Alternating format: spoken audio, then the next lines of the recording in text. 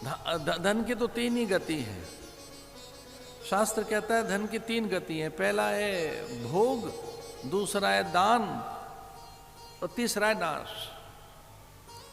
जितना भी धन आपके पास है, समय ही एक धन है। आपके पास समय भी तो एक है ना, समय भी धन है। भोग लीजिए, पर समय भी तो कितना भोगें।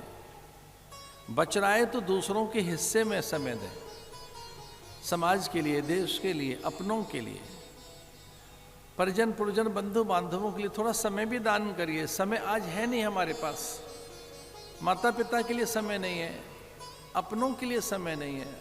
अरे वो छोड़ दो, अपने लिए समय नहीं है। हमको पता ही नहीं समय का दान कैसे करें, समय साधन कैसे संभाल कर रखें, अपने द्रव्य कैसे संभाल के रखें। दान। फिर दूसरा है देव पूजा। देव आराधन सीखिए, सुकोमलता आएगी जीवन में, अवसाद जाएगा, नए द्रव्यों का निर्माण होगा, पाचक रस बनेंगे, स्मृति अच्छी होगी, प्रसन्नता आएगी देव पूजा करने से। प्रतिदिन पुष्पों से भगवान का श्रृंगार कीजिए। दूर्वा गणेश को चढ़ाइए, बिल्व भगवान महादेव को चढ़ाओ, तुलसी नारायण को चढ़ाइए, रक्त पुष्प जगदम्बा को चढ़ाइए। सूर्य को भी अर्घ देते समय पुष्प, यव, तिल,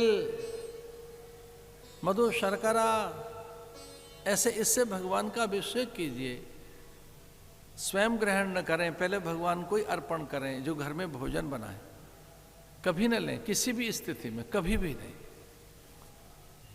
हाँ, कोई बहुत ऐसा रोगी है, अचानक अतिथि का आगमन हो गया है, किसी वृद्ध को कुछ देना है, तो भगवान का ध्यान करके उन्हें औषधि रूप में दिया जा सकता है। पर पहले भगवान को भोग लगाइए, देवार्चन कीजिए, नियम बनाइए देव अर्चना करने का।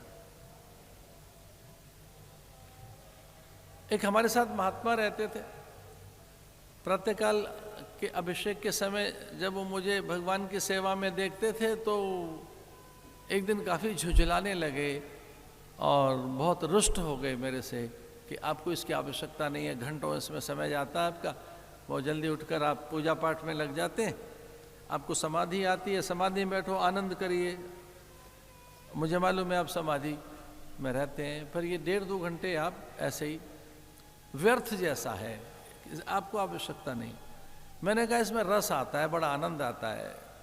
उपासना करेंगे, अभिषेक करेंगे, भगवान की सेवा चर्या सपरिया में जाएंगे तो भोर में शैया त्याग होता है, स्नान हो जाता है, व्यायाम होता है, प्राणायाम होता है, शुद्धि होती है मन और शरीर बुद्धि की, और एक अलग रस आता है।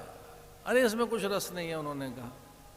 अरे मैंने कहा भगवान का श्रृंगार होता है, भोग लगता है, राग है, भगवान के लिए गीत गाते हैं, मंत्र सुनाते हैं, बड़ा आनंद आता है।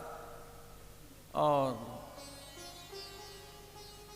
वो कुछ महीनों के बाद हमारे से निकलने लगे तो हमने ऐसे एक प्रतिमा उनको पकड़ा दी, ऐसे ही लीजिए। प्रतिमा लेकर वो चले गए और वो पूजा में लग गए, फिर हमारे पास नहीं आए। बहुत बार हमने कहा भाई क्यों नहीं आते हो हमारे पास? बोले ठाकुर छोड़ के कैसे आए आपके पास? फिर उन्होंने अनेक मूर्तियां अपने आश्रम में लगा दी, वहां जंगल में। हिमाचल में रहते थे, एक छोटा सा गांव पनोह में, वहां हिमाचल में छोटी छोटी मूर्तियां। अरे हमने कहा अब आपने आना जाना बंद कर दिया। बोले महाराज अब देवताओं में रस आ गया है। क्या है? बोले आनंद है, एक अलग रस आता है। देवताओं से बातें होती हैं, अब संवाद होता है, वो मुस्कुराते हैं, उनमें स्वेदन दिखता है, आह्लाद दिखता है, और इसी से मेरी समाधि का आनंद भी अब अधिक है। हमने कहा भेद की बात तो कुछ और है। बोले महाराज वो बात ये कि जब से देवताएं यहाँ पे भरमार हो गई है वस्तुओं की, रेलम पेल है, पहले कुछ था ही नहीं। इनके बहाने से ही वस्तुएं हैं, इनके बहाने से ही पदार्थ हैं, प्रसाद है, अलंकार है, नाना प्रकार की विभूतियां आ गई हैं। हमारा पूछो नहीं, इनके भाग्य से जब से यज्ञ आरंभ किया है तो कितनी सामग्री आ गई है, इतने फल, इतनी वस्तुएं, बांटते बांटते थक जाते हैं। अब जब से भगवान आए तो उत्सव आया जीवन में।